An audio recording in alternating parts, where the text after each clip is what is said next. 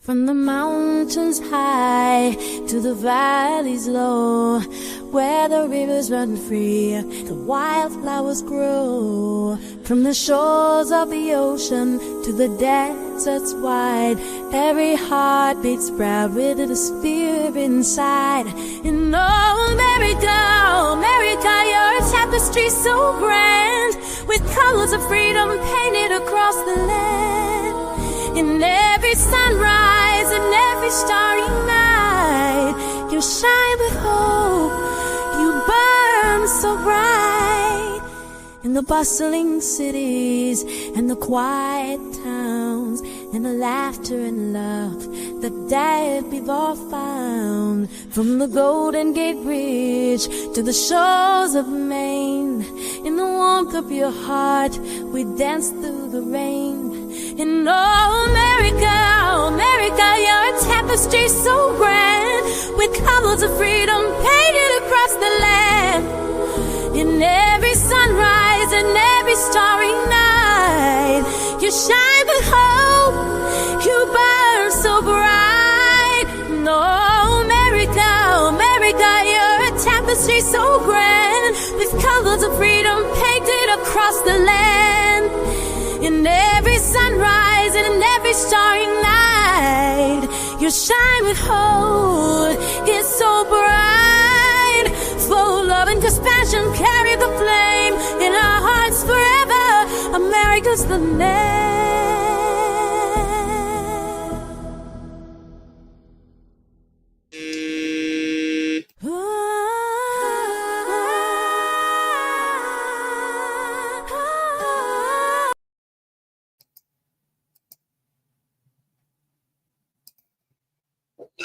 Good afternoon. Hey, listen, I'm on another rant. This time we're going to look at Jesse Waters, and he's going to talk about where we are with Doge and the first, less than 30 days, and where we are in transparency and some of the things that we need to talk about. So, I kind of looked through his post already, but, I just glanced through it all. So we're going to do a reaction kind of together. I'm going to put it on and we're going to play. I'm our Payne here, and my handle is Marriage, Politics, and Sports. And I have a couple of shows, like, for example, on Monday nights on another channel, Black Man Unfiltered.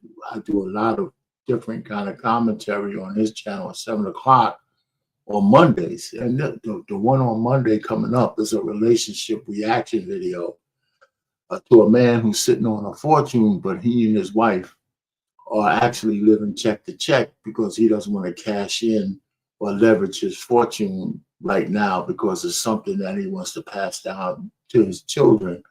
And his wife, now that she knows the value of it, is giving him some adjective. So it's a good back and forth. We could see, I don't know if it's who's right, who's wrong, but it'll be great to talk about, I think.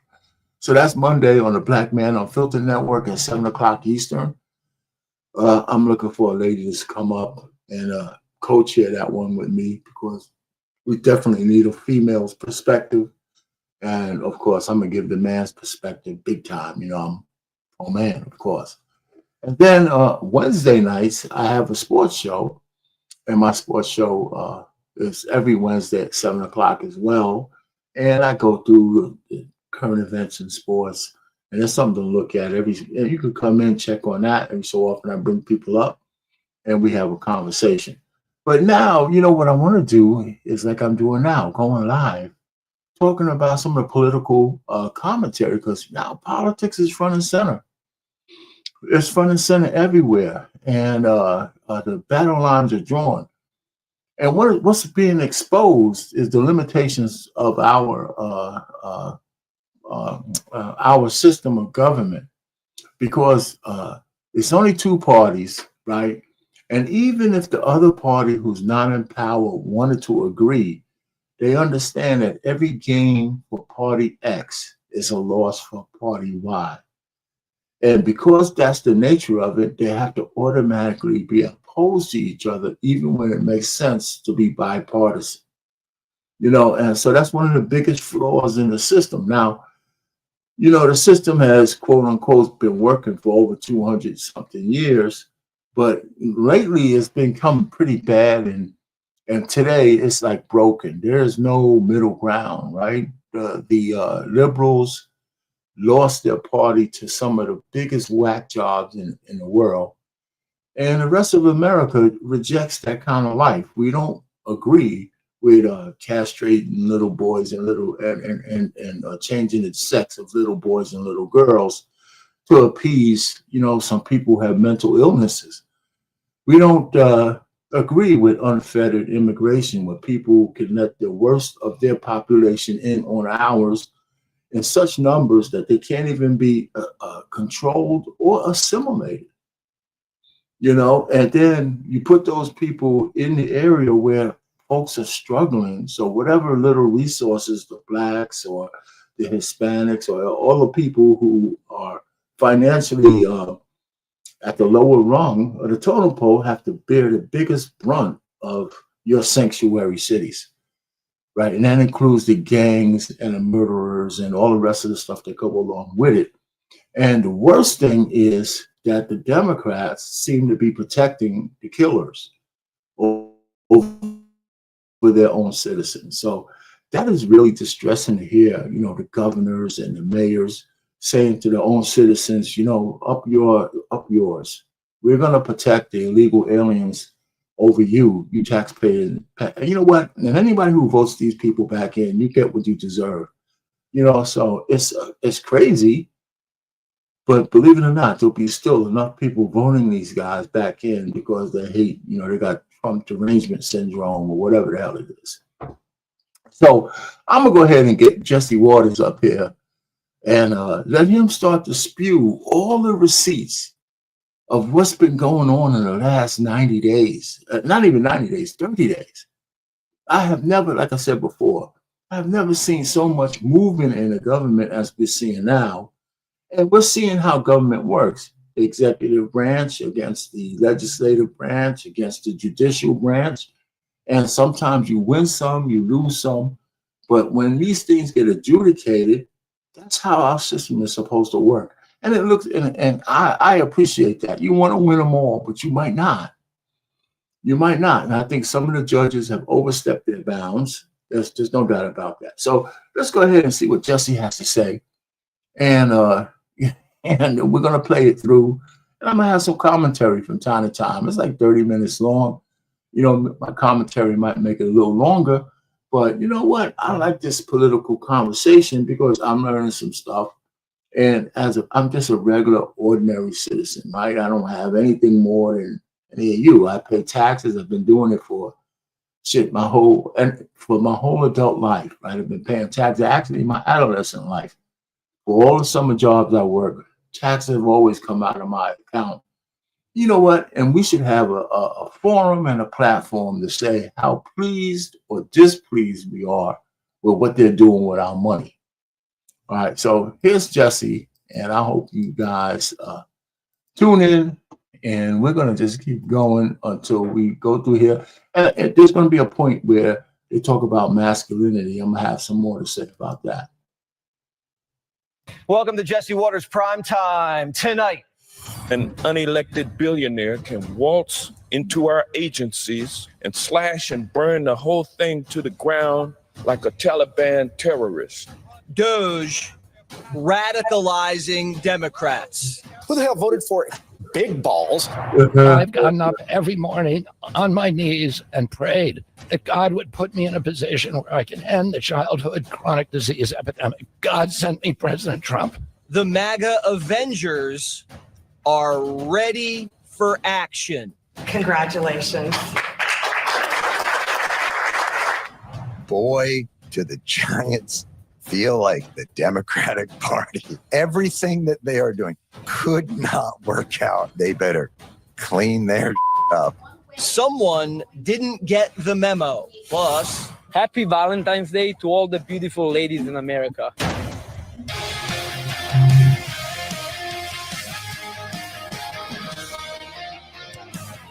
There's been a break-in at the IRS. Doge just kicked in the door and ordered executives to put their hands where they can see them. There was an ultimatum.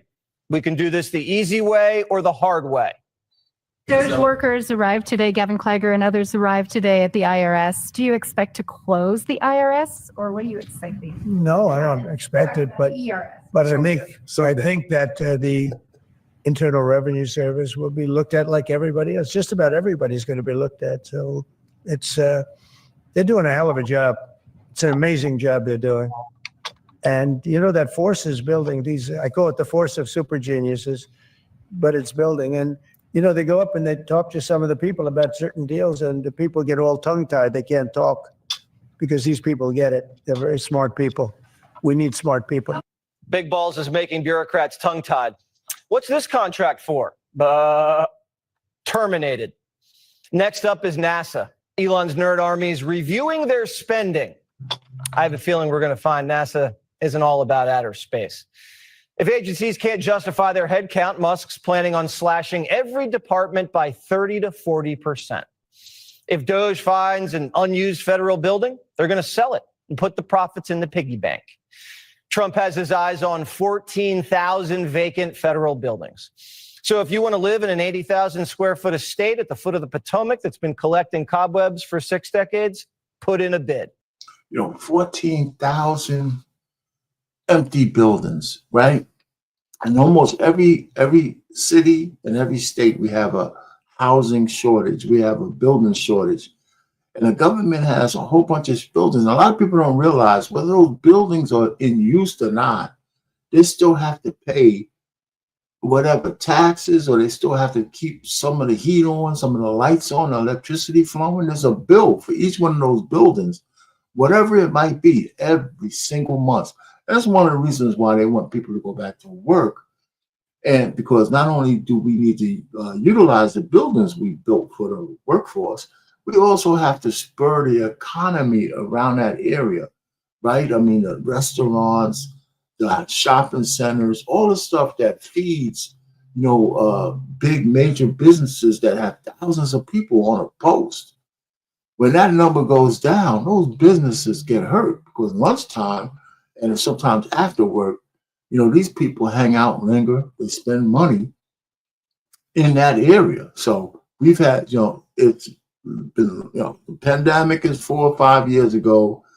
We have herd immunity now. People are moving on, and we got to make sure we're clear. And there's a whole nother story that they're not spending any of that USAID money to weaponize any other, gain of function kind of diseases out there, because there's a little bit of that going on. We're just going to have to ferret that out. All right. The government has more money than it knows what to do with. We just found out we're funding Palestinian hip hop. I uncovered over $3 million to a rap artist in Gaza producing anti-Israel, anti-Semitic songs. Is that the best use of American taxpayer dollars? I would venture not. And here's who got the money. Mama, Gaza's getting bombed, but nobody saying it. I'm kinda getting scared now, but nobody's getting it. See, they terrorize my days, but say that I'm the terrorist. How can I be the terrorist? Do you know what terrorist? Cause all my life I've been terrorized, so I can't be the terrorist. And sometimes I wish I was aborted, ripped out of my mother's wombs. I know I'm sick in the morgan, but they cannibals, they animals, they grilling the organs. Auschwitz reincarnated, brought back to life by the victims that were burned by the Nazi lights. We sent $3 million to Kanye West Bank, his organization. We're paying Palestinians to rap about the bombs we sold Bibi. Okay, hold on. The guy's name is Kanye West Bank. I mean, can you imagine? Now, I'm sorry that I didn't have the clip to actually show the dude, but how did he find a way to get $3 million paid to him through USAID? Can you ever get USAID? Isn't that amazing? How did that happen? And how much of that money did he actually get? And how much of it was going into the pockets of the person who set that shit up? We never know. American taxpayers are like bookies. We're on both sides of every deal. We spent $20 billion to freak out a bunch of pets.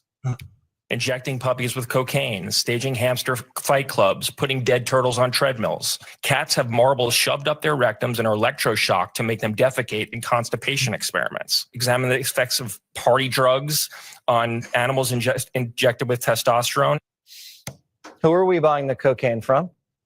I can get a gram from Gutfeld and give it to Rookie. Why does that cost so much? I can find a dead turtle in a pond, throw it on a treadmill, hit start, watch it keel over. That's free. A hamster fight club? Did they hire Joe Rogan to announce the fight? $20 billion is what Trump asked Congress for to build the border wall. We did this instead. We're also learning through the New York Post, the Department of Health and Human Services wasted $22 billion buying migrants cars and homes and giving them seed money to start businesses. Now, Jose has a Cadillac, a bungalow, a side hustle, and a credit score of 740. Did we buy cars and homes for folks in North Carolina after Helene? And Biden's EPA couldn't get the money out the door fast enough. An extremely disturbing video circulated 2 months ago featuring a Biden EPA political appointee talking about how they were tossing gold bars off the Titanic, rushing to get billions of your tax dollars out the door before inauguration. Yeah, let me finish. The gold bars were tax dollars, and tossing them off the Titanic meant the Biden administration knew they were wasting it. Right before Christmas, Biden's EPA. So listen, so one of the things that I think as citizens we need to do is continue to get multiple sources of information. You can't rely on the legacy media to tell you the truth. You have to go on X. Doge has a page. You have to go, there's a source called Ground Truth that tells you whether it's left-leaning or right-leaning. You might have to pay for these subscriptions. But if you're politically inclined and you want to know the truth about a particular story, you have to go look that shit up yourself. You can't just take the word for any news outlet, even Jesse's, what he's saying right now. I believe what he's talking about with the spending is going to be all, all identified and written down, and so we can go ahead and fact check it. But the truth of the matter is, it's very believable that the government over the years, unaudited, has wasted so much money that if we can find it all, and well, let's just say we find half of it right now, and it turns out to be $1 trillion. If we can get rid of $1 trillion going forward every year, we might actually have a chance to balance the budget before the end of Trump's term. You know, one of the things that's going to make that happen is they have to win the midterm elections. So they keep control of the House and the Senate. And based on the kind of things we're hearing from the Democrats, they're not really doing anything to endear themselves to the American people. They're still on the same tropes that lost them the election. They're battling for illegal aliens, right? So they're obstructing justice. AOC could actually get put in jail because she has a seminar, webinar that probably can be construed to aiding and abetting illegal aliens. Right? So when you talk about if there's a fugitive out there, it's not just that you harbored a fugitive. Part of the actual law has the exact words of aiding and abetting. So if you are actually teaching illegal aliens how to evade ICE and how to evade capture and all that kind of stuff, that has to be aiding and abetting. You know, you don't have to really be a legal scholar to see that's true, right? So let's go some more through what Jesse has to say about the things and the progress that Elon Musk is, and as a hired employee of the executive branch, right? So they try to put this like he's in control and he's doing that. He's a hired man, just like anybody else, to do a job at the behest of the President of the United States. gave the Climate United Fund $7 billion. This climate fund looks like a slush fund to funnel cash to Joe's donors for pet projects. We looked to see who ran the fund and went to the board of directors page. They scrubbed it. It's all gone. They took the money and ran. That's why Trump calls it the Green New Scam. Doge is saving over $1 billion a day chasing this trash down, and Democrats are acting like they're getting carpet bombed. What does that mean when an unelected billionaire can waltz into our agencies and slash and burn the whole thing to the ground like a Taliban terrorist? So let me stop you here. See, the thing that's the most distressing is seeing, so many black Mungumbos, standing up there and being on the wrong side of history. People who should understand the throes of enslavement from when the Democrats had them in shackles back in chattel slavery days to the shackles that's on their minds today. He knows that Elon Musk is just another employee. He's not making any decisions. He's recommending things for the president to enact. That's how that works. And it's really, really sad to see black men black men just belittling themselves to be on the wrong side of history, when especially for the so-called African American whose inner cities that have been destroyed, where there's no marriages, where the men have been disenfranchised and left behind from their mothers and can't read at a 4th grade level, mostly from high school to jail pipeline. And we're sitting down here following the same people who make all of that stuff possible on the Democratic side, because all they care about for blacks is that you remain a victim and you see yourself as a victim and you need to be saved and coddled and held and told everything is going to be all right if you just vote for me as a Democrat, right? We got to get off that plantation. We got to get off of that goddamn thing in the worst kind of way. And it just really sickens me to see a man stand up here talking some foolishness, like some kind of coward, and supposed to be a leader of black people into the future where nobody has to give us a goddamn thing. Give us just the right to life, liberty, and the pursuit of happiness, and we'll get it on our own. Only a Democrat thinks defunding cocaine puppies is terrorism. Bill Clinton fired almost 400,000 federal bureaucrats. No one called him a terrorist. We called him Slick Willie. And Trump and Elon are offering very generous buyouts. 75,000 workers have already took him up on it. The retirement cave hostages are working 24/7 processing all this paperwork. Trump's doing exactly what Obama wished he did. One of the commitments that I made to the American people was that we would do a better job here in Washington in rooting out wasteful spending. We don't need to wait for Congress in order to do something about wasteful spending that's out there. Cutting waste, making government more efficient is something that leaders in both parties have worked on. We haven't seen as much action out of Congress as we'd like, and that's why we launched on our own initiative the campaign to cut waste. So Obama said he didn't need to wait for Congress to cut waste, fraud, and abuse. That's funny. The New York Times has always covered government waste under Obama, Clinton, Bush, everybody. Yesterday, the Times reported the federal government loses between $233 to $521 billion a year to fraud.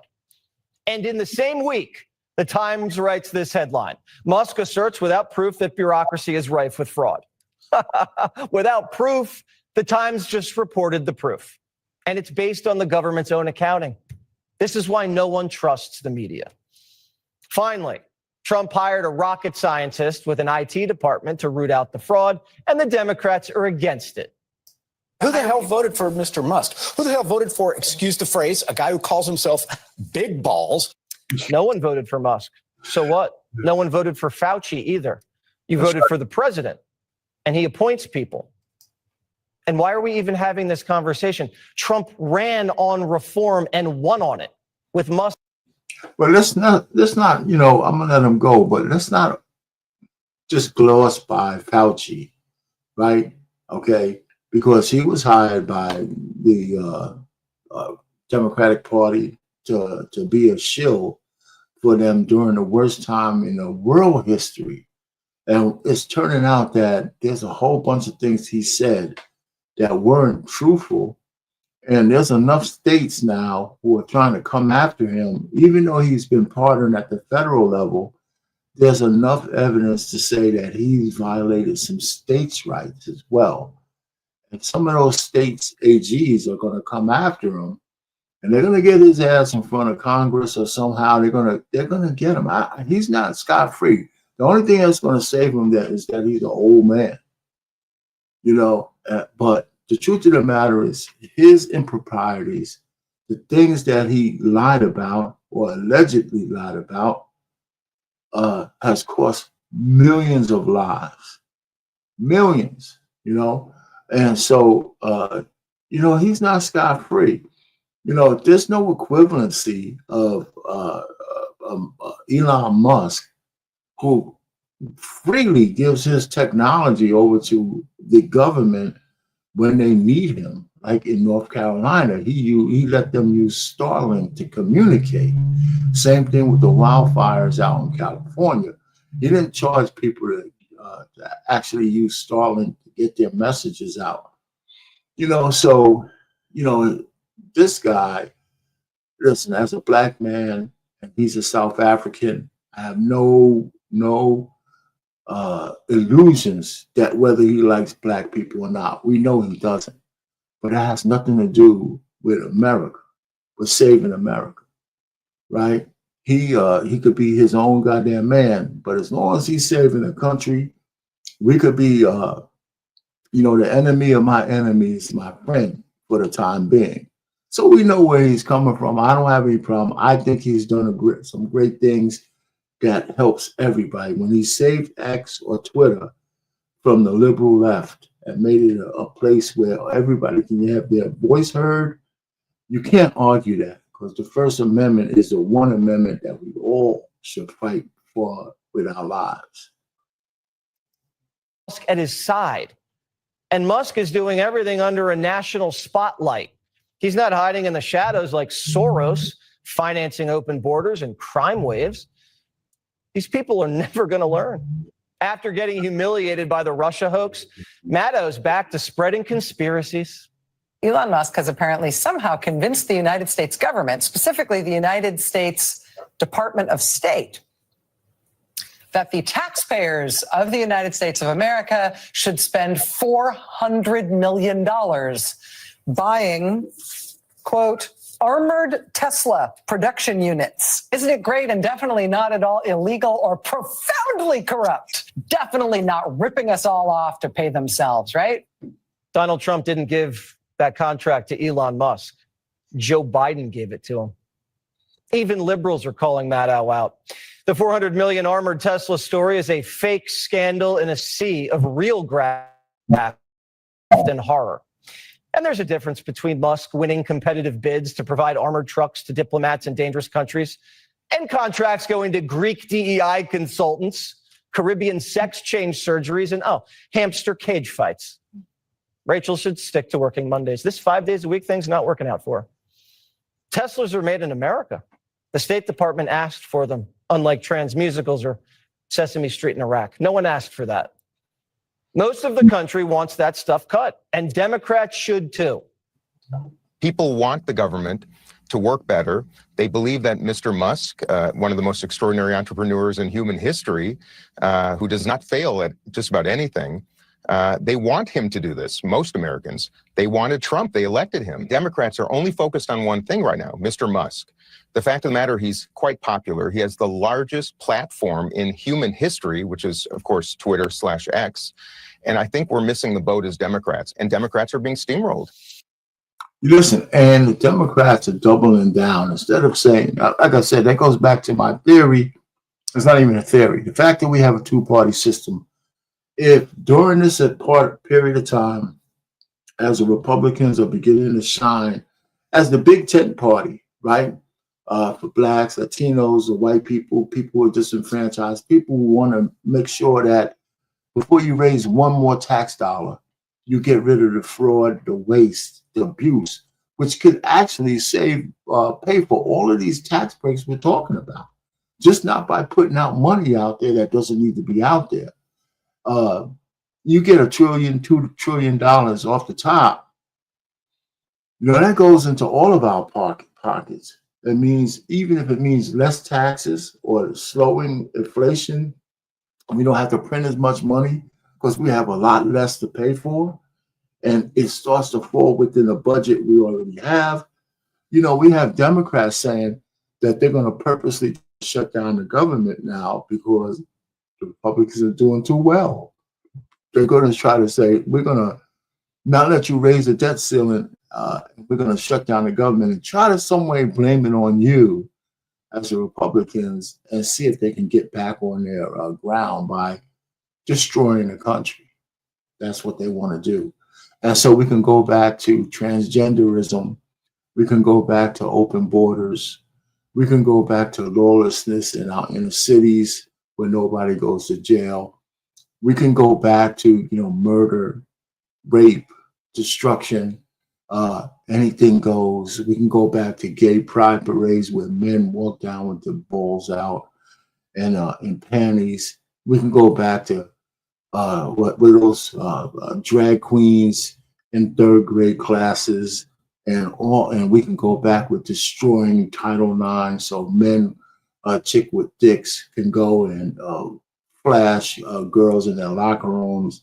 We can go back to all of those things, to feminism and to no families and all the bad things that life has to offer on the far left for the Democratic Party. If we could just destroy what's going on now, that's what it sounds like to me.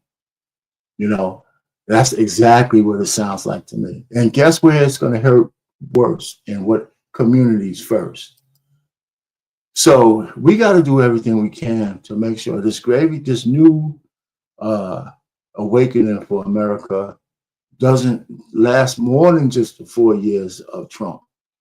That goes on for as long as it needs to go on, so it's locked in for the future. This isn't just about money.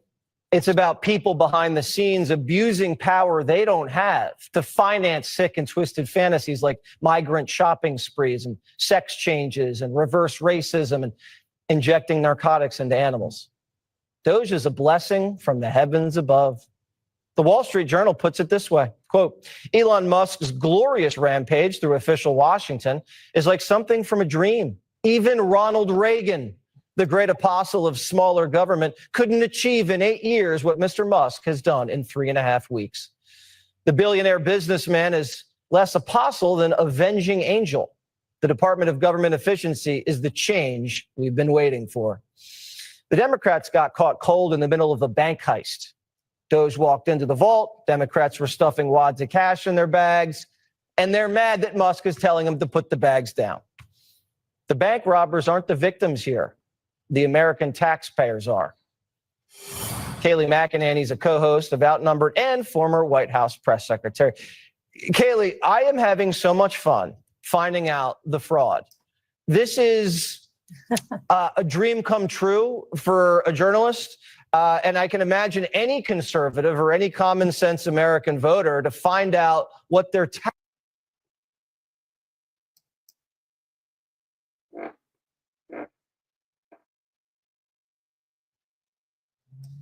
crisis. And you have President Trump. I remember the ads prior to President Trump. I'm sure you do too, of Republicans pushing Granny off the cliff, pushing her off the cliff because they want to cut Medicare, Medicaid, Social Security. Well, President Trump says, let's go after the rap ads in Gaza. Let's go after the low-hanging fruit. Right. And yet the left is freaking out. So they've moved from Granny off the cliff to protecting raps in Gaza. It is profoundly bizarre. And it's not like this is discriminatory. It's almost like he's going through the departments alphabetically. We're going to get to the Pentagon. We're going to get NASA is already getting audited. This is not like picking and choosing. Every department is going to get scrutinized. And it's almost amazing that we have not seen one single Democrat saying that rapper in Gaza that hates Jews needs the money. Right. Instead, you have Chuck Schumer wildly throwing around avocados and beer. He did that 2 weeks ago to make some point about tariffs. And instead, that's what they have to do, because you cannot argue with these points. Jesse, what you laid out, that is inarguable. Every American citizen would say this is a misuse of taxpayer dollars. So there's nothing that they can do except helplessly flail around grocery store products. This is a very popular thing. And what they're missing is this. Elon Musk is very popular with Gen Z. X is very popular with Gen Z. And when you dig down, Gen Z has said that the number one national security threat that they face, millennials have said this too, is the national debt.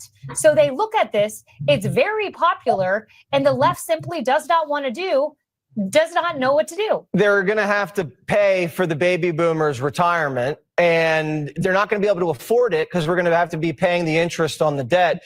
Hamster fight clubs. Do you see any sort of actual benefit, or am I missing something? You're missing something. I have a 5-year-old and a 2-year-old upstairs who keep asking me ad nauseum to play with them. So they benefit from these hamster fight clubs. Make it toddler programming instead of PBS, and we go a long way with it. You know, but they don't need cocaine, Kaylee. Why are we giving puppies cocaine? And secondly, where's the cocaine coming from? Actually, yeah, it's just funny. The government has an inside track to the cartels to get the cocaine for these stupid experiments. And first of all, I resemble that remark about baby boomers in retirement. So let's keep this government going so OPM can continue to give me my check. That's all I care about. But you're right. We need to have money in the coffers to pay for all the baby boomers who are beginning to retire. Because pretty soon we're going to be dipping down into the Gen Xers too. And this is going to only add people who are going to be on the dole. Yeah, I'd love to haul Dr. Fauci before Congress and ask what he knew about some of these programs and when he knew about it, because some of these things I think could only be come up in the mind of a madman.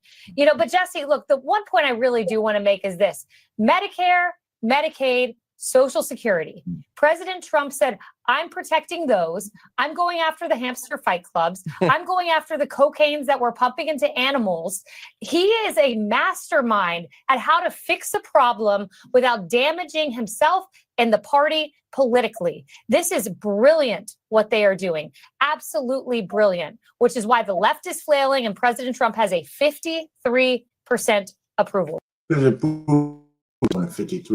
I think it really is if we get a good poll. But let's also set something straight. Medicaid maybe is a system that solely relies on the government. But everybody who's 65 years old who pays into Medicare, we pay money into that. It's not like nobody's giving you anything, man. Shit, my Medicare bill, my wife is going to be 65 in a few years, and that's separate. You know, we don't have no joint Medicare. Each one of us got to pay into the system. So I'm paying into the system to the tune of almost $3,000 a year, right? So nobody's giving that shit to me, right? I'm paying into it, right? And in the meantime, I still have to pay for regular health insurance for my wife and my daughter because she's still not 26. You know, so the bottom line is, you know, it's not like nobody's giving you anything for free. Maybe it doesn't pay all the costs, but if you're relatively healthy, that's the front end of all of these payments where you don't necessarily take anything out of the system until you need it. So let's not put out there to anybody that, you know, Medicare is actually free. It's not, you know, and we, of course, we know healthcare is not free. I pay a pretty penny for my healthcare bills all the way around for me, the wife, and my youngest daughter. So let's not think it's free, okay? It's not. It's absolutely not. Rating. All right. Almost as high as yours, Kaylee.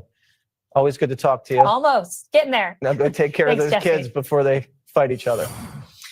RFK and Tulsi confirmed. Here's what's coming next. Republicans have been flooding the zone nonstop since Inauguration Day, and Democrats are exhausted. Bannon is right. We are flooded in, and we are searching for a way to deal with this. These are extraordinarily difficult times. We're getting overwhelmed, and things that we thought that would kill a political career, that would be poisonous for whatever reason, this guy keeps trucking along. You know, I tell you, man, James Carville is goddamn Skeletor. And is there a guy who's more curmudgeon than this dude? I mean, he's 100% curmudgeon. He can't stand what's going on, because not only does he understand that their side is losing the ideological battle, they're losing it on all fronts, and rightfully so, because the Democrat Party is rudderless, it's leaderless, and it's manless. There's no men in charge of it. It's a one big giant vagina monologue, you know, in that side of it. Emotions, everything is just emotionally driven. And so if it's emotionally driven, every goddamn decadent thing goes, as long as it makes people feel okay. That includes blacks, that includes gays, that includes illegal aliens, criminals, everybody. Let's do everything to make life easier for all the bad guys. And as far as the people who pay taxes, you know what? Since you're on your feet, you're on your own. You're on your own. That's what the Democrats stand for. And people are starting to peep that shit. There's nothing in it. If you're a black man, there's absolutely nothing in the Democratic Party for you. Nothing. And white men will say the same thing, but you know, we ain't equivalent with them, right? They can find avenues, but the truth of the matter is there's nothing in the Democratic Party for black men. Nothing. No safety net, nothing. You're on your own. And by the way, your women hold you in absolute contempt. All right, so let's keep going. Sorry, pace is about to get turned up to 11. Trump's cabinet's taking shape and they're ready to get to work. Tulsi Gabbard was sworn in as Director of National Intelligence. Kash Patel was voted out of committee, and RFK Jr. was just sworn in as Health and Human Services Secretary. Our plans are radical transparency and returning gold standard science, NIH, the FDA, and CDC, to ending the corruption, ending the corporate capture of those agencies, getting rid of the people on those panels that have conflicts of interest, so we can do unadored and unimpeded science. The president also forming a Make America Healthy Again commission, chaired by RFK. The group's going to focus on root causes of America's health crisis. On its agenda, investigating whether electromagnetic radiation causes childhood diseases. Trump's also making waves in the Mideast. Hamas has suddenly agreed to continue releasing hostages. And coincidentally, Egypt is scrambling to lead the charge to rebuild Gaza, so we don't have to. And Trump's still putting CNN in their place. Well, first of all, listen, there's absolutely no way I would ever agree that America should pay one goddamn dime to rebuild Gaza. We should not be over there at all. You know, so yeah, we want to support Israel and all that shit, but I don't agree with any taxpayer money doing anything. Hey, Mr. Trump, President Trump, this is one deal you can't be a part of. If you can get Israel and Jordan to rebuild that place, great. But we should not be building luxury condos and buildings with your name on it over in a Gaza Strip so people could go enjoy the goddamn Red Sea.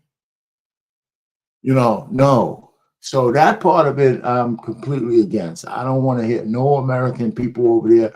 You know why? Because if we pay for that shit, that means we got to goddamn protect it. It means we got to put soldiers and all that other kind of horse shit over there to make sure we can keep it. You know, so we can't do that. You know, I would disagree with that a whole lot. Don't fuck it up, man. Do what we have to do for America first. And the Gaza Strip is not America first. It's not. So let's keep that shit straight.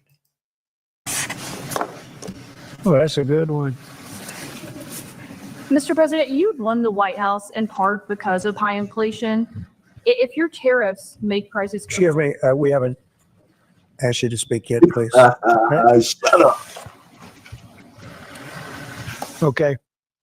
Trump met with Indian Prime Minister Modi after releasing a slew of reciprocal tariffs, which means that every country that hits the U.S. with a tariff is going to get slapped back with one at the same rate. We're going to have a reciprocal tax. Whatever they charge, we charge. If they don't let us in, we're going to determine a value for that. But overall, it's going to be a very simple system. Whatever they charge, we charge. So nobody can complain. If you build here, you have no tariffs whatsoever. And I think that's what's going to happen. I think our country is going to be flooded with jobs. The jobs will go up tremendously. We're going to have great jobs for everybody. Senior Counselor for Trade and Manufacturing, Peter Navarro, joins us now. How you doing, Peter? Jesse, you getting tired of winning, brother? Not yet. I think we have a couple years to go. Yeah. What's it like being in the room when Trump shuts down CNN? It was fun being in that room for a lot of reasons, but mostly because the president made history. This is the day that the complete restructuring of the international trading system began with the fair and reciprocal plan. Jesse, it's really simple. The rest of the world cheats us. They steal our jobs. They steal our factories. They damage our defense industrial base and ultimately steal our national security. President today said, no more. And if you would indulge me, I want to tell you a little story about the problem we face. You take Europe, right?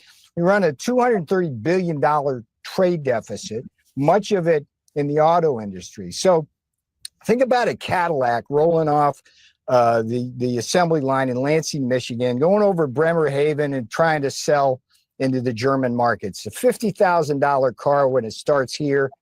It goes over there, they slap a 10% tariff on us, which is 4 times more than our tariff on them. Then they put the VAT tax on, the value added tax, which acts just like a tariff. It's another 19%. So by the time the car Cadillac gets there, it's $65,000. We had to sell it at $65,000. A BMW comes off the assembly line in Leipzig, comes over here, right? We slap a modest 2.5% tariff on. That's about $1,000. So it's up to 51,000. But then the German government rebates their 19% VAT tax, and they're able to sell that BMW for $42,000 versus $65,000 Cadillac. Now, that differential explains why Germany sells us 8 times more cars than we sell them, and that stuff has got to stop. So what the fair and reciprocal plan does is going to look at every country in the EU we run a big trade deficit with. We're going to find out exactly how they're cheating us with both tariffs and what the boss calls non-monetary barriers. And then the Secretary of Commerce, Lutnick, the great Howard Lutnick, and Jameson Greer, the new USTR, who used to work for the great Bob Lighthizer, and Greer is a force of nature. They're going to determine for the president a reciprocal tariff that captures that unfairness, Jesse, and they're going to put that tariff on, or those folks are going to back down and treat America fair. And this, I mean, it doesn't matter if you're a conservative, a liberal, a Democrat, Republican. Everybody should embrace the fair and reciprocal. I mean, plan. even Joe Biden could understand that story you told, Peter. And even Joe Biden. Listen. This notion about reciprocal tariffs sounds absolutely wonderful, and like as far as I'm concerned, it was the same thing when his first term with NATO, when he had it was a veiled threat, but it was a threat. If you in Europe don't pay your fair share, why are we staying in this shit? And then they began to pay their fair share of the minimum amount to keep NATO running. It shouldn't have just been American taxpayers. People take advantage of our country so much. It's kind of like the Democrats who take advantage of plantation blacks. So they took advantage of blacks for so long since the 60s that now they don't give a shit how we think, what's happening in our community. They just know that, give it to Mikey and we'll like it. Well, that's just starting to change. And it's starting to change for black men more than it is for black women. And as long as it keeps changing for black men, I'm kind of happy with that. But out of the 10 million black women who voted for Kamala Harris, only 700,000 voted or didn't vote at all. They voted, but they didn't vote for Kamala. They voted for Trump or they voted for somebody else. But so that 8% on the woman's side, the black women's side, we need to get that to 20%.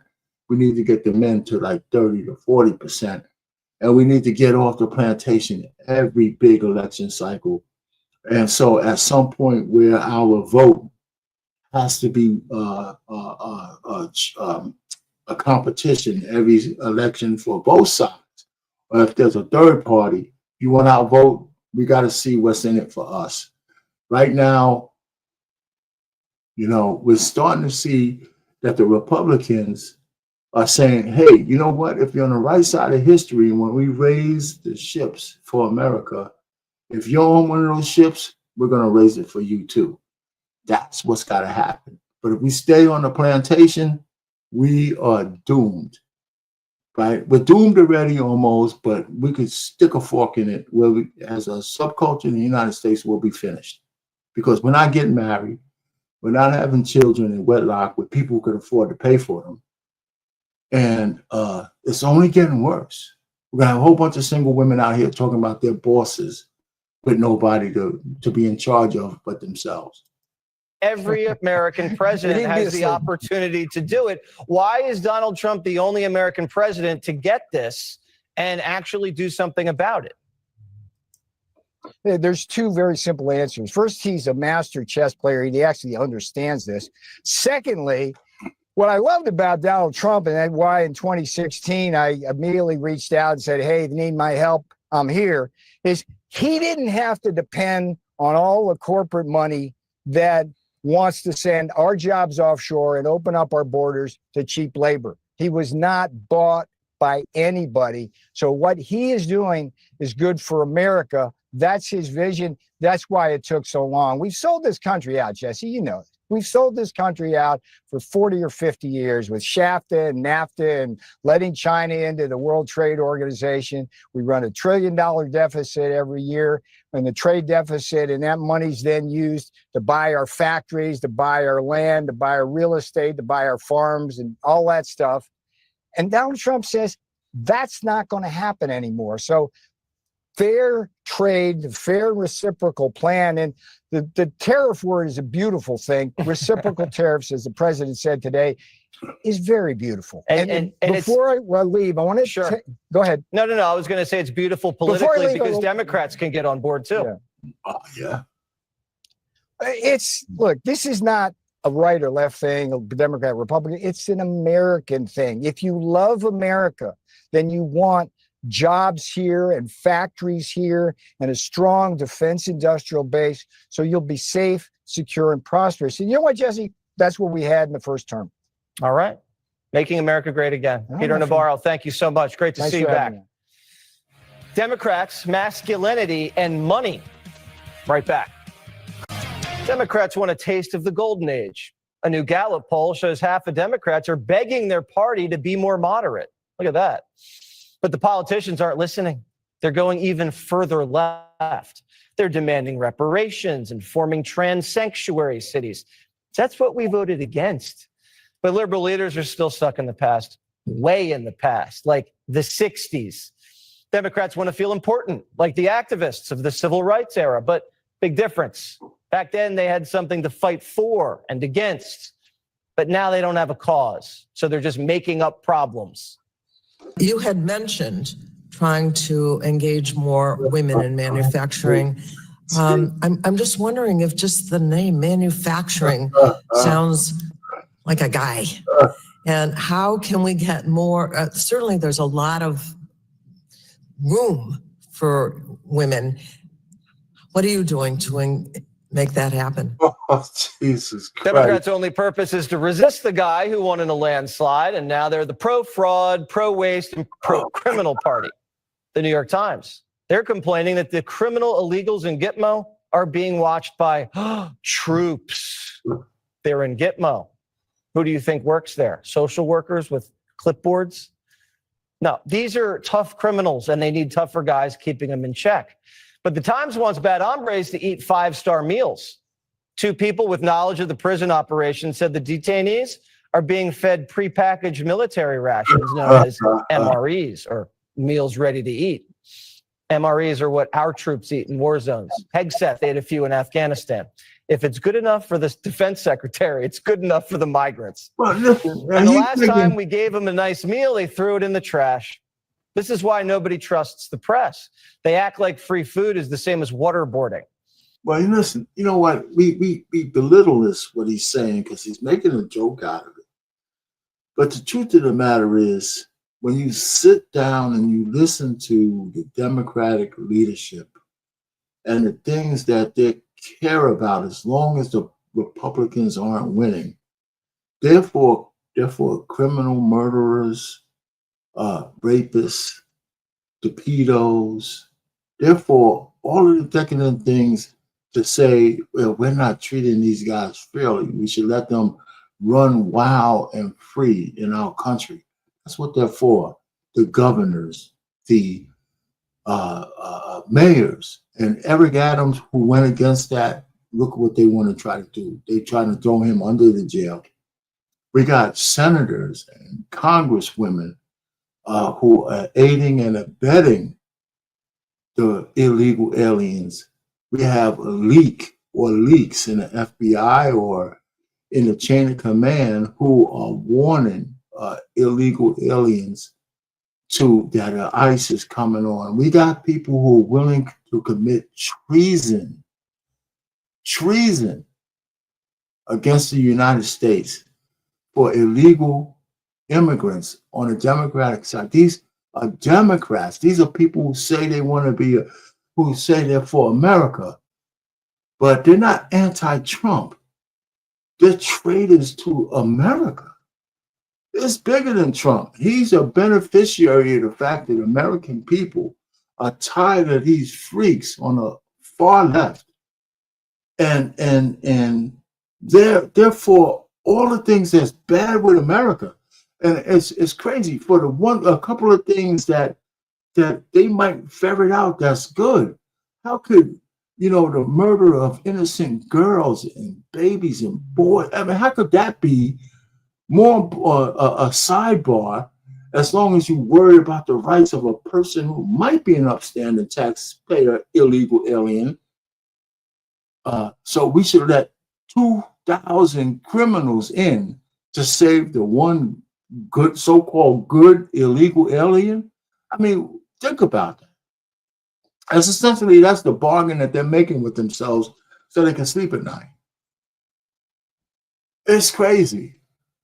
We should let California take the rights of parents away from their children so some asshole in a school can take your kid who's 10, 12 to a doctor to begin sex hormone theory, a hormone treatment to block puberty without you knowing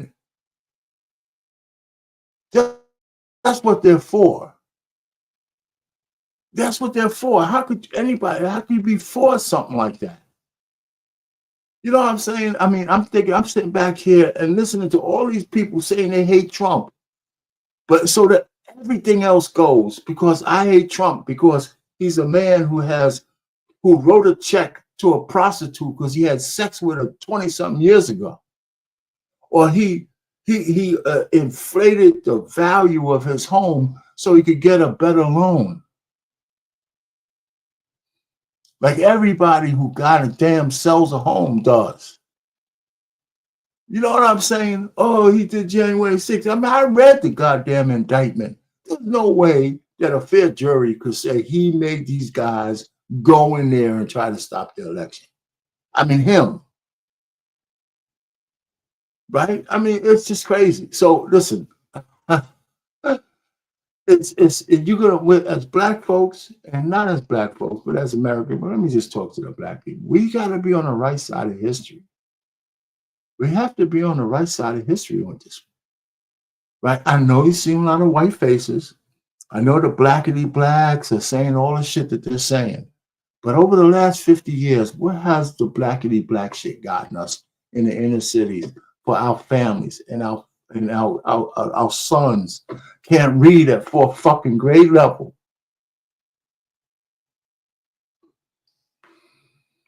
Where has it gotten us?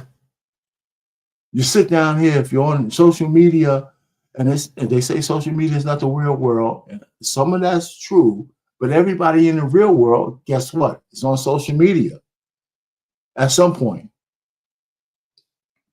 If you listen to the so-called gender war, it's not just ours, but it seems like ours is exacerbated, right? There's no marriages. They're down to a crawl.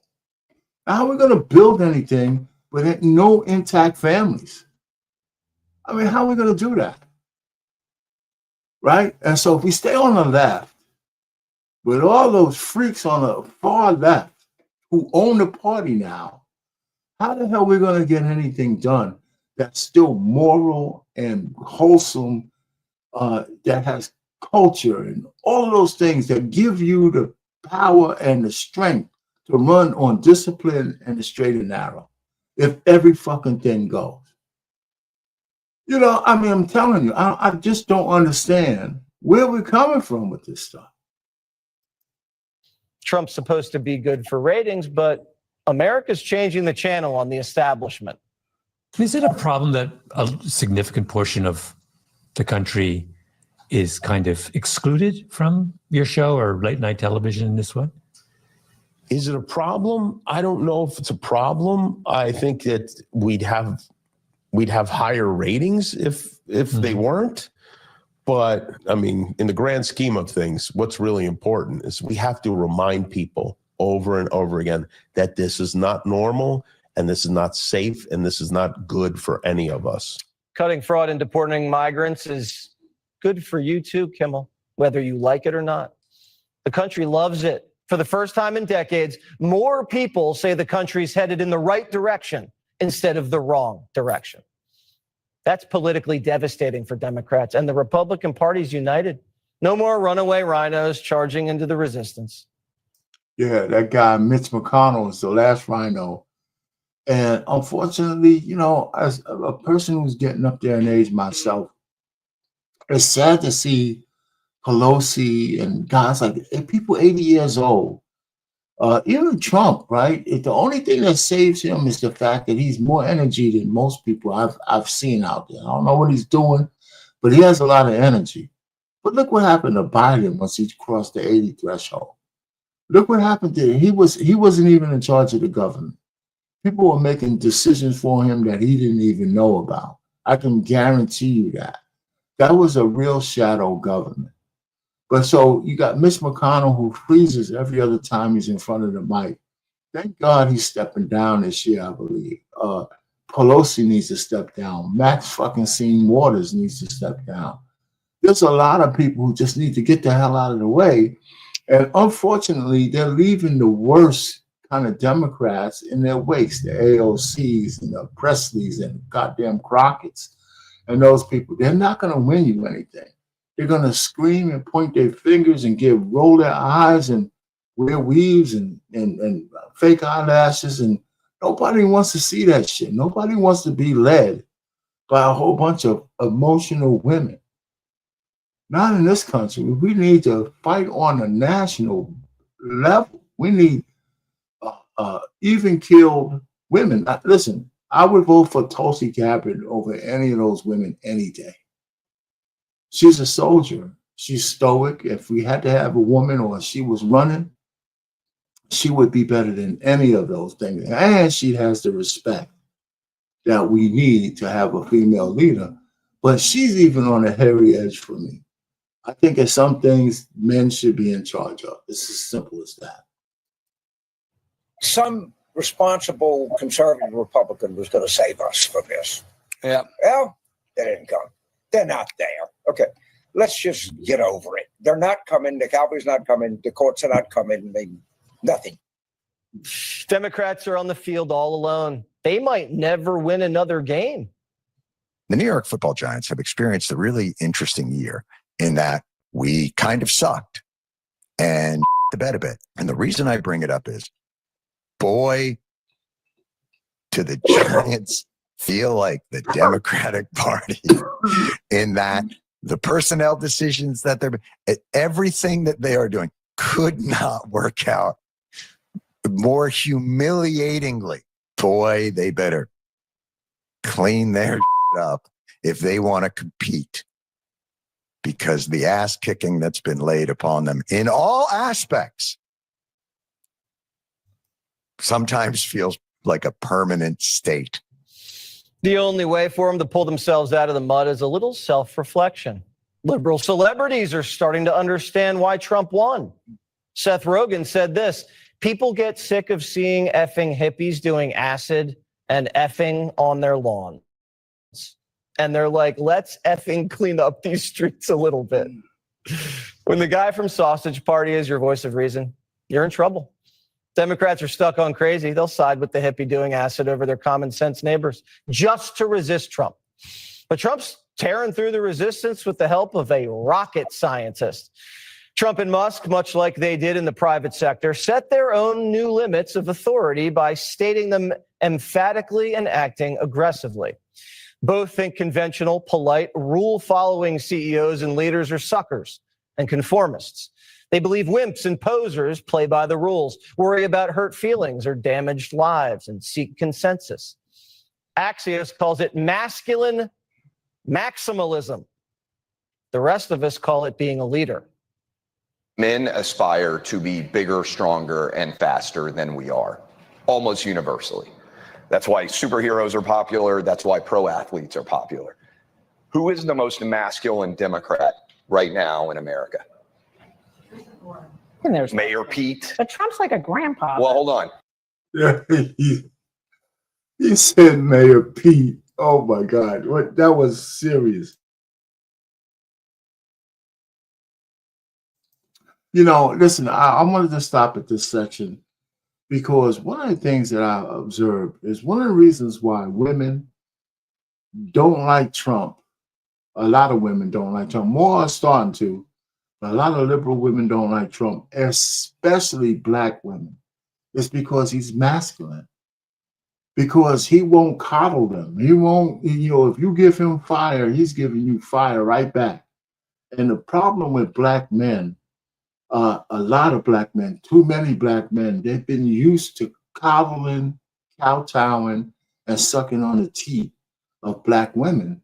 And black women are used to that. They like cowardly men, right? To lead, right? They want the stud to bang them out, but they want to marry men that they can lead because they make a little bit of money and that kind of shit. And there's too many black men who acquiesce to that bullshit. Right, so they hate Trump because he's unapologetically a man, right? And that's why he has some appeal, because and so when a black man is unapologetically a man, you'll find out that he gets a lot of criticism.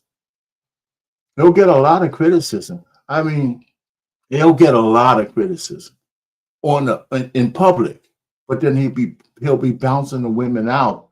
He'll be banging the women out 2 at a time in private, right? So they want the guys who are unapologetically male to fool around with, but they want to marry guys that they can boss around until they start cheating on them, of course, because they're going to all want an alpha. That's who turns them on. So that's why a lot of women hate Trump, because he's unapologetically a male. And so my man from Outkick, Trey Travis, is putting it right in front of him. And I have a couple of other clips on this because they actually took what he said and did some kind of reaction to it on CNN. I want to show a little bit of that with another guy who has a lot of female detractors and a lot of females who like him, who does a reaction video on this, Anton Daniels. So I want to show that, but let's go ahead and finish with Travis. and get this part out, because I agree with him 100%. There's no masculine man. I saw Jeffries looking like he was just getting ready to fucking cry in front of people. I mean, stop it. Where's the masculine man over there? Yeah. Trump took a bullet in his ear and immediately stood up and said, fight, fight, fight. Every man in America and most of the women out here were impressed by that, even if the women won't admit it. She's shaking her head strong. And second part of this, basically summing it up, Democrats for men are and Republicans Democrats for men are. There are no masculine men in the Democrat Party right now. Tommy Lahrens and Outkick.com. Now, you know what? They bleeped out, and I can't find what he said, but I think I know what he says. But I think it starts with a P and ends with a Y on what he was calling the men in the Democratic Party. Now, it's not just me talking, because if you go back to when the DNC was at its height, there was more than a few segments of women standing around talking about the new man. And they went to the tampon governor, right? And his son crying, and the new man is more in touch with his feminine side, all kinds of bullshit of what a man is. So we had a whole bunch of women defining what a man should be. No man in sight in terms of sitting around, but these women are saying, this is the new man. He's you know what? I'm not monetized. He's just a pussy. The new man is a pussy. And that's what the Democrat want. An emasculated man who believes in toxic masculinity, which is no such thing as a toxic masculine man. There's toxic people, there's toxic women, and there's toxic men. It has nothing to do with masculinity. And it's a character flaw, right? And so I will show this clip right on this point with Anton Daniels. I'm just having fun, man. These kind of live streams, I'm going to be doing this more often. What the hell, man? And you know what? I'm going to just throw up what I feel is going on. And here you go. Make sure y'all hit a like for the algorithm, subscribe to the channel with turning on notifications. I seen this come inside of my email, and I said that I think that this would be a great conversation to broach on Friday.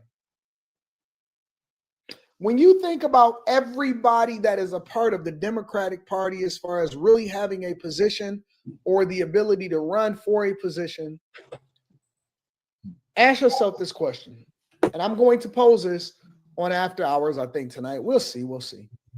Do you guys think that there are any more masculine men within the Democratic Party?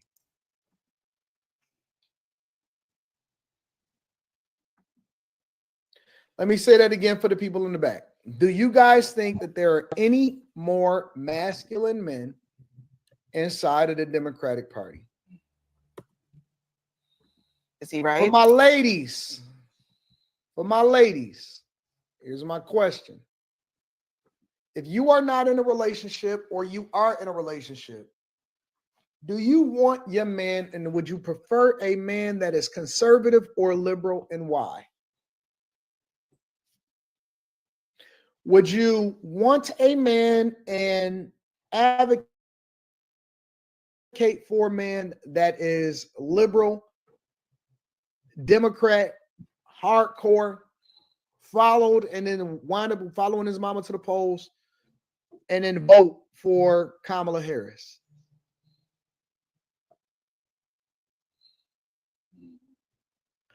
Lowe said he think that women are more masculine than the men right now.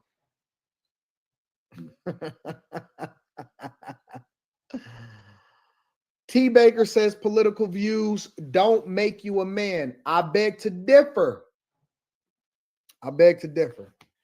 I believe that that is absolutely positively false, because the thing that you vote for and the thing that you stand for is a reflection of your beliefs. It's a reflection of how you move. 100%. If you tell me, T. Baker, that your woman is equal to you, and just because she's a woman, and that you go 50-50 and you believe in equal rights and equal work for equal pay and all of this other nonsense, if you don't think that that is a reflection of who you are as a person and what you espouse as far as your values, if you don't add some context to that in order to clean that up, I would absolutely, positively say that that is a reflection of who you are as a man. 100%. How you believe is how you vote. How you vote is what you stand for. How is that not a reflection of who you are as a man?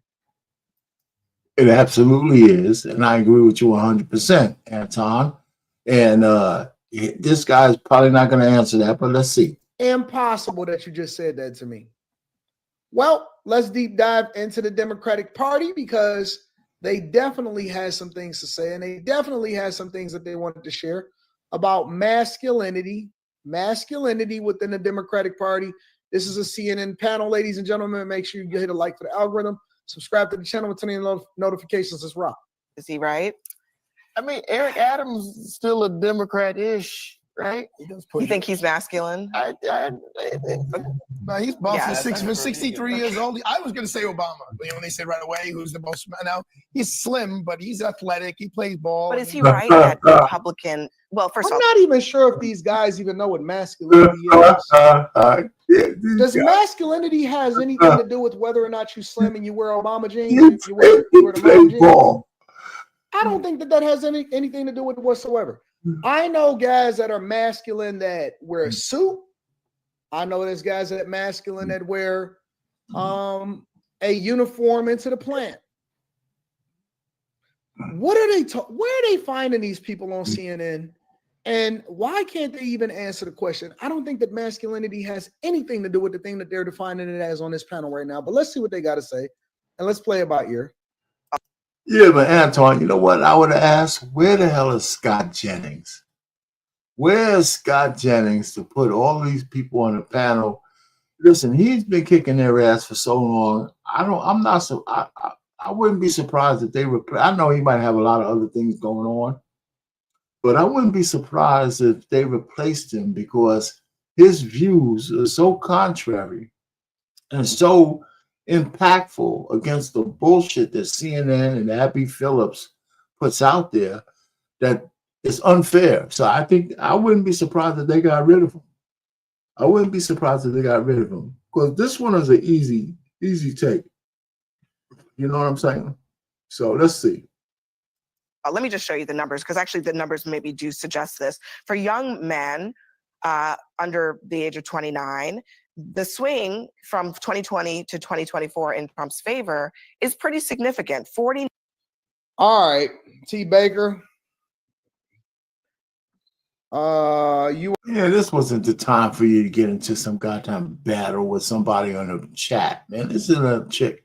I would like to say something about Abby Phillips, man. I can't believe a woman who's as pretty as she is so twisted, but maybe I can. Maybe I should say it's unfortunate for her to be mad because you know what? The conservative women need more pretty black women like her, but she's lost in a myopia ooze of unfettered liberalism, and that's unfortunate.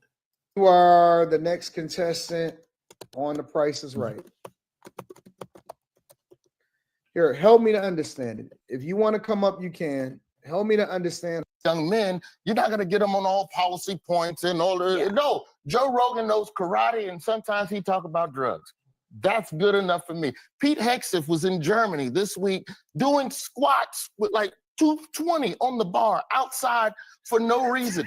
That's what the Democrat. I think silly, but and you know I'm what? serious. One of the other points that Clay Travis made, and I think this is true. We saw this in real time when Trump had the assassination attempt in Butler. That image of him raising his fist and saying "fight, fight, fight" was like a shot of testosterone in the arms of a lot of men. Mark Zuckerberg was like, "Oh my God, he's so cool." And now look at where we are politically with some of these very people really turning politically toward Trump. Those numbers that you just read, it's been happening for 10 years. This has been happening slowly but surely over time. I think that pollster in that clip earlier had said 2 out of 6 moderate men voted for Trump. It was the majority of moderate men voted for Trump. Even over 20% of liberal men voted for Trump. There has been what is seen as I don't want to say a war on masculinity, but there has been this trend. See, this guy is a coward. Again, men can't say what that. There's been an absolute commercial war on masculinity by feminists and the commercial enterprises that push women, including Black Girl Magic, right? So the point really is that this whole terminology of toxic masculinity is propaganda ploy. And the problem is they had so many men coming up here saying the same bullshit, including Chris Evans. There's no such thing as toxic masculinity. A man's masculinity is not toxic. It is based on, it's the nature of who we are. It's God ordained to be masculine for a man. And for women, feminists, and these misandrists to try to say that God made you into some flawed character because you're a masculine is absolutely demonic, right? You know what is masculine? The bullshit that women have because they have a job. And they say, I got to be man and woman for my kids because you having kids out of wedlock with the monkeys in the field, right? And so you don't love these guys, but you're giving them the best gift that a woman could ever give a man. And then all of a sudden, you got to raise them by yourself. And now you're a masculine woman because you got to do it all. You know what I'm saying? It's just too much. And we got to break out of that bullshit. A man who's masculine is the savior of the world, right? Because he's working within his nature, right? That's what a masculine man is. A man who is true to his nature. And that's the kind of guy who can make a great husband, who can make the obligations to his family paramount and to his purpose paramount, to make sure everybody's safe and everybody in his circle is safe and progressing because he has control of the chaos that comes from the other side. And he puts order to that. Right. So this is the thing that pisses me off, because if you go back to the DNC, you'll see that there was panel after panel of women talking about emasculated men being the new men of the future. And thank God the electorate said, to hell with you. That is not what men are. Right. So this is another part of that. So here we are talking about it. But these men on this table are not necessarily the representation that needs to be on the table. They need to have a guy like me on there. Because I'll tell them right away that there's no such thing as toxic masculinity. And I would say all you women on that panel that you might want to marry a man that you could boss around. But that's not the guy you want to bang out. Trend in the Democratic Party, or it's at least felt that the left is becoming more and more hostile to things that are typically men. And you've seen John Fetterman talk about this idea of like patronizing, calling them bros, or that ad that looked like a spoof at the end of the race of like, real men do this. It's like, have you ever talked to a dude in your life? So in James Carville saying, you know, we need to have less like yappy voices and more men talking. And there are many men in the Democratic Party. Democratic messaging is too feminine. But Carrie, what do you think is the masculinity that they are attracted to in Trump? I'm laughing because I just, no disrespect to you lovely men on this panel, but you men are something. That's all, you know, you men are something. And I can see the appeal of Donald Trump being a very strong masculine man. And I can see him winning over men, because I do agree the Democratic Party for all intent and purpose felt like a place for the others. And they tried to take on every issue that the Republicans didn't want. If you want to talk about trans, come here. If you want to talk about LGBTQIA, come here. If you want to talk about men and women, you know, in sports, come here. There were all of these things that I felt men wanted to say felt emasculating. It felt like, I'm not with that. I don't believe in that. And I'm going to go over here because they're saying what I'm thinking. And the abortion issue played a role in that. I mean, I think they And I made a think political calculation. And I think no one cared about was gonna be abortion. the big thing. I think No, people cared about abortion as well. But Carrie Champion, who says a lot of stupid shit, right, on these shows, on those 4 things that she said about men, you know, the Democrats being for all of that demonic bullshit, that's right. Men ain't for that. We're not for you changing the sex of little children. We're not for, you know, transvestite clowns dancing in front of 3rd graders. We're not for the destruction of Title IX. And it's unfortunate that men had to step in to save Title IX because women weren't willing to do it. You wanted some guy with a chick with dick in women's locker rooms, taking all their records, taking all of their accolades, taking all their opportunities away because that man who turned himself into some kind of freak woman didn't want to compete against men. He no longer wanted to take on the challenges of being a man where there's no safety net. He says, I want to be a woman now because women are coddled and I'll do better if I call myself a woman. And all you liberal chicks will champion that guy over your own women. You know, so it's just crazy. And thank God that Kamala Harris lost the election. You know, and hopefully as you guys keep flaming out, more and more Americans will say, we can never go back to that bullshit. no one cared about it. I think everyone thought that that was the issue. And when it was all said and done at the end of the day. So wait a minute. Y'all literally campaigned before Kamala Harris even became the Democratic nominee for president of the United States of America. Earlier in the campaign, before election season even kicked off, Joe Biden and Kamala Harris was crisscrossing the country in order to tackle women's rights. That is a fact. Now they want to sit here and gaslight me and say, well, nobody even cared about that. Man, get out of here, bro. Get out of here. Dog, I had men. Men were coming up on the panel. Men were coming up on the panel and they were telling me, Anton, on Monday nights, I said, bro, what is it that you like about the Democrats right now? He said, you know, I want to stand up for women's rights. I said, what do you mean you want to stand up for women's rights? I said, you got a daughter, you got a wife? No, I just think it's something that we need to pay attention to. Molly says something, not this last live stream last night, but on Tuesday. We were having an argument, really, and that's why After Hours is so awesome. Y'all need to tap into After Hours tonight. We were having an argument, and Molly said that she believes, because we were talking about men that paint their fingernails in order to get a contract, an NIL deal in college. And Molly said, listen, y'all are turning y'all sons gay. Y'all are pushing this feminist agenda, and it is turning y'all sons sassy. They don't have no strong male presence in their life. They don't know what adversity feels like. I see more men every single day on these applications, and they're crying. When I woke up this morning, I actually opened up TikTok. It said that it was not available in the Google Play and the Apple Store.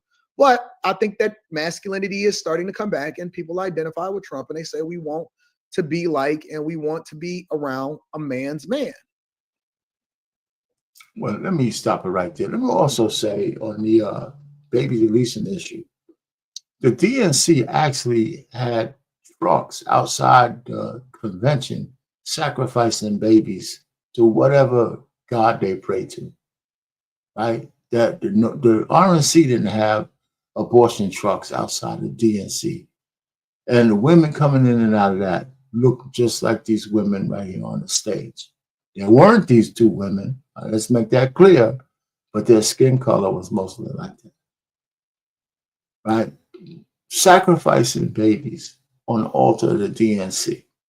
So everything that's demonic and wrong was on one side of the aisle. Now, that doesn't make the Republicans don't have their own skeletons in the closet. But what's going on right now in America is, I believe, it's more because every so often we need to reset. And we were going off the rails to the left. Now, there's a possibility we can go off the rails to the right, but we're not there yet. We're nowhere near there. So auditing all of these facilities is not going too far to the right. It's that we need a readjustment on how our money is being spent so we can get back on track. And then we need to make sure that the balances of governments comes back. But the truth of the matter right now, you know, I'm hoping and I'm praying that I never see another Democrat in office at the national level until the party is recaptured by people who have common sense.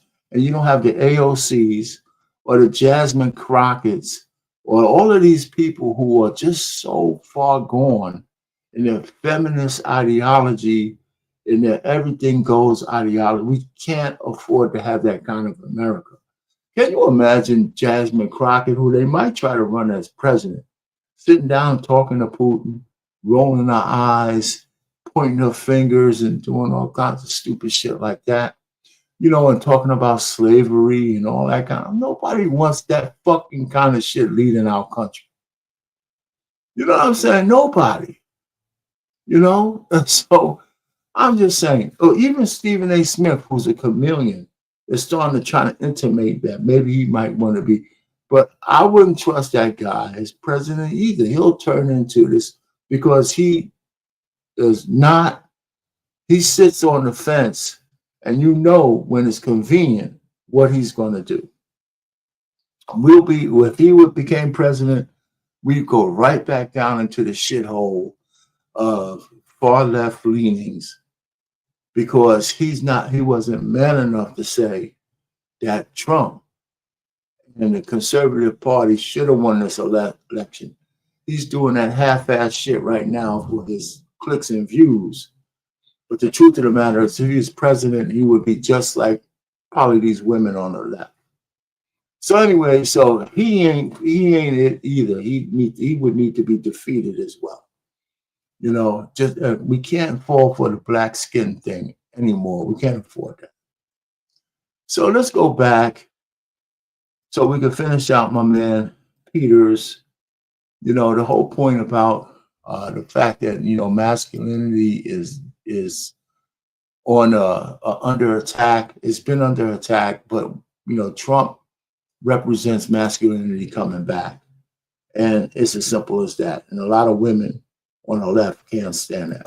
Host of 100 Days with Tommy Lahren on Fox Nation. Can you name any masculine man in the Democratic Party? They, them, perhaps. A man, not so much. I think the most masculine folks on the Democrat Party are probably women. And I heard today that they're considering Jasmine Crockett for 2028. Oh. So if that's the case, we're in for a real treat. You know, Democrats... Not related to Davey, just to clear that up. No, Davey would be rolling in his assertion about him and the Crockett name. But listen, Democrats are flailing because nothing that they have is popular. They're going back to the drawing board every time and they're thinking, okay, this is 2020. We're going to have men and women's sports. We're going to be looting and rioting in the streets for George Floyd. They're thinking gender mutilation and puberty blockers. We'll go with that one. And then every single time they're swatted back, they realize 70% of Americans want women's sports for women. We don't believe in puberty blockers and mutilation for children. We don't believe in overtaxation and regulation. We don't want to pay for Kanye West's new rap album.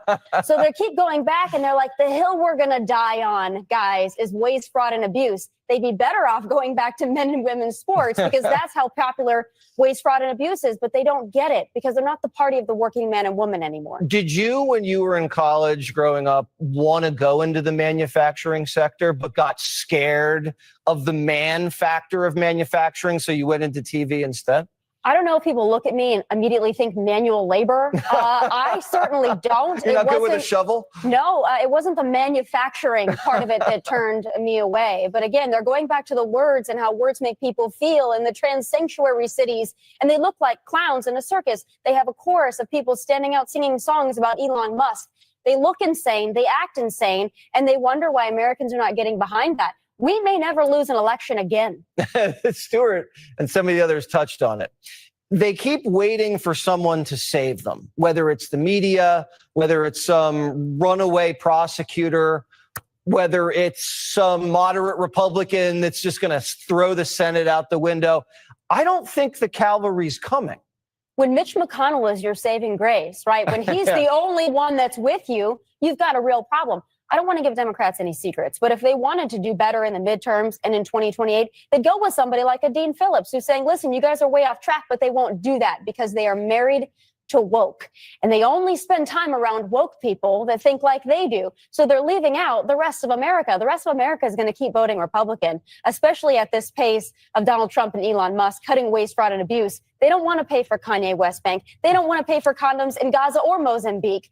They just want to support their families, and they want the illegal immigrants to be deported. Fetterman Phillips, probably a better ticket than whatever the last ticket was with Kamala Harris and Walz. Yeah, Kamala's done. Her political career is over. Joe Biden, we might never see or hear from him again. They don't have a leader. They're desperately searching for one. And Jasmine Crockett is the best that they have. Oh my good gosh. Lord. Could we please pray they nominate Jasmine Crockett? That will just... I didn't think it would be getting any better to cover this guy. If we could have a Republican run against Crockett, that would be my dream come true. Tommy Lahren, who you will see on many programs throughout the Fox News platforms in the next 48 hours. Thank you, Tommy. Thanks, Jesse. Happy Valentine's Day.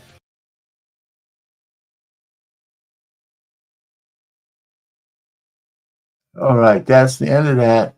Hey, listen, it was I just felt like doing some of these reaction videos to all the receipts they say that the Democrats say they don't get. It's not true. There's a lot of receipts out there. You know, that there's a lot of movement, a lot of transparency in the government right now.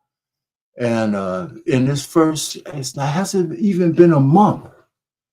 And more shit is going on in the government that's worthwhile, saving money, cleaning up the government that I've never seen, or at least didn't recognize until my adult life. This is amazing, you know. So, you know, more kudos to Trump and what he's trying to do. And all, you know, first of all, it's not a constitutional crisis for some of the courts to say, hey, let's take a look at this executive order before we let it go through. That's the way the system of government is supposed to work. And so we can tell when it's an overreach, when they start asking for things that they have no reason for asking for. And so where you have to go to a higher court to get adjudication, that's fine. Some things will have to go all the way to the Supreme Court, especially the one on birthright citizenship. Matter of fact, he's probably going to lose that one.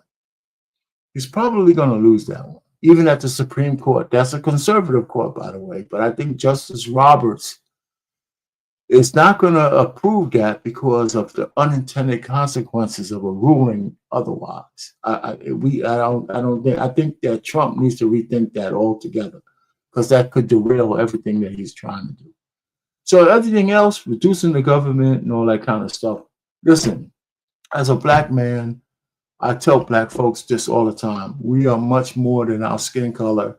And everything that happens in this country against us or for us, it's not because we're black.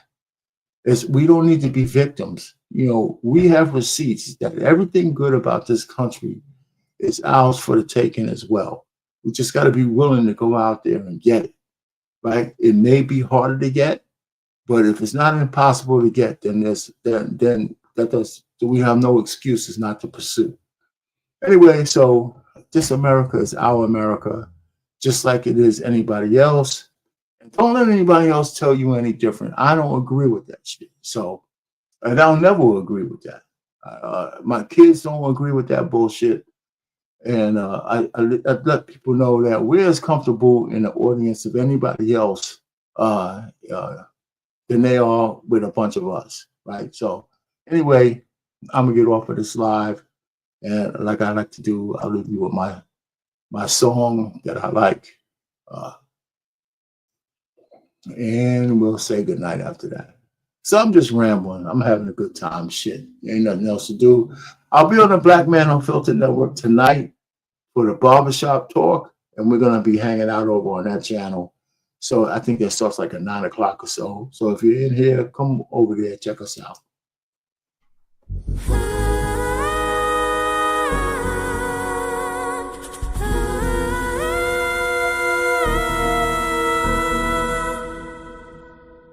From the mountains high to the valleys low, where the rivers run free, the wildflowers grow. From the shores of the ocean to the deserts wide, every heart beats proud with a spirit inside.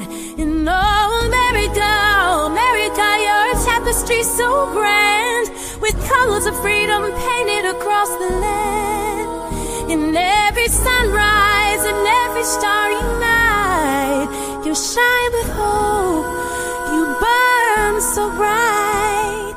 In the bustling cities and the quiet towns, and the laughter and love that dead people found. From the Golden Gate Bridge to the shores of Maine, in the warmth of your heart, we dance through the rain. In oh, America, America, your tapestry so grand, with colors of freedom painted across the land. In every sunrise and every starry night, you shine with hope, you burn so bright. No, America, America, your tapestry so grand, with colors of freedom painted across the land. In every sunrise and in every starry night, you shine with hope, it's so bright. Full love and compassion carry the flame in our hearts forever. America's the name.